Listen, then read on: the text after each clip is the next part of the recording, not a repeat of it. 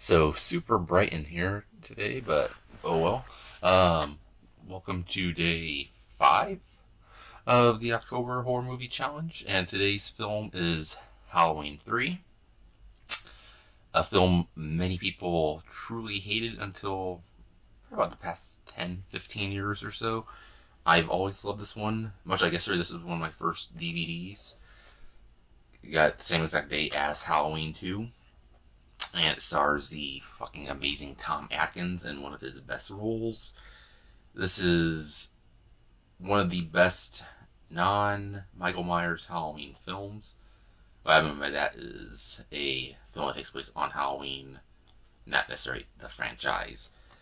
I would go Halloween, Trick or Treat, and then probably this, honestly. The theme song is iconic. The masks are iconic. They have been used in the newer Halloween films, including the upcoming one. The song itself, you can basically do anytime during the month of October, and it fucking works. The plot, a lot of people say there is no plot. If you watch the fucking film, there's a great plot. And it's perfect for Halloween 2. You know, evil corporation, consumerism, masks taking over the world. Not, I guess entirely not the masks taking over the world, but masks, helping take over the world.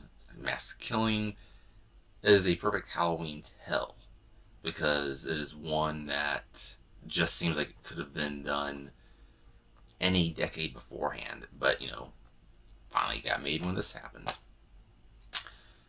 And especially nowadays, I'm not saying this is a film to remake, but this is a prime example of a film that could be remade in the TikTok age, if that makes sense.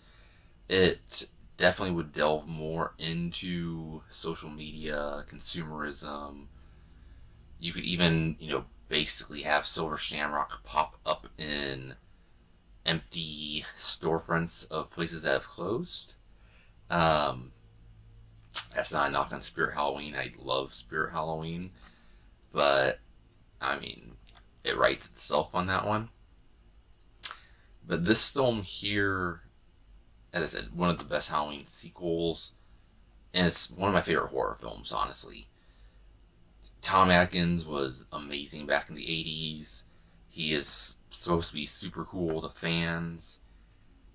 This is one that I honestly almost want to have the NECA Halloween 3 figures more than the NECA Michael Myers figure, which I oddly do not own. Not sure exactly why I don't own one of his, but the Halloween 3 figures are super sweet. And, not enough stuff can be said about this picture. It is underrated. It stands on its own. Had it not been called Halloween 3, had it just been called Season of the Witch or something, I believe it would have held up more over the past 40 years. A lot of people were walking into it wondering why Michael wasn't in it. Why isn't a film not a slasher? Just change the title and it could have worked. But then again, originally they were going to do Halloween as an anthology series where every film was going to be a completely different picture, which would have worked.